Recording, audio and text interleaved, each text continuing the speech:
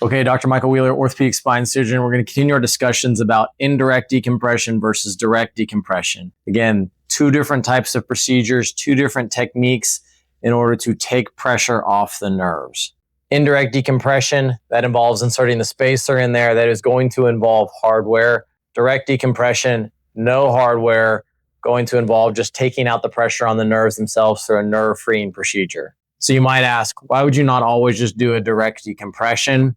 Well, it depends on a lot of different variables. It depends on exactly what symptoms the patient's having. Are they having only nerve pains, only symptoms traveling down the legs, or are they having a lot of mechanical back pain as well? Also, it has to do where the location of the pinching of the nerves are themselves.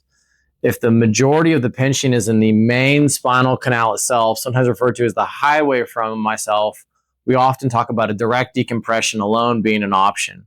However, if the majority of the pinching is designed or is located where the nerve is leaving the spine in the foramen, oftentimes a direct decompression will not provide benefit there.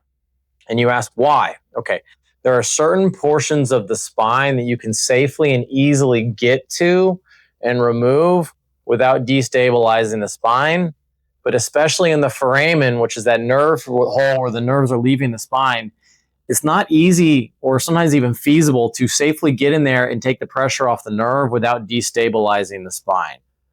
Okay, so kind of a common analogy I make is if you buy an old house and you want to do some renovations, there are certain walls that you can knock down with no consequence. You want to open up the living room to the kitchen, you can move that wall with no issues. However, there are also some load-bearing walls. And if you remove a load-bearing wall of a house, well, you better add some sort of stability somewhere else.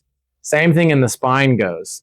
Certain areas, especially in the foramen, that if you are going to go in there and successfully take out that load-bearing wall of the spine to successfully take the pressure off of it, you're going to need to add some sort of support, which can be in the form of a spacer, cages, screws, rods. Obviously, it's very nuanced, but those are some things we take into account of who's a candidate for direct decompression versus indirect decompression. It has to really do with where the location of the pinching is, and then also the associated symptoms that the patient may have.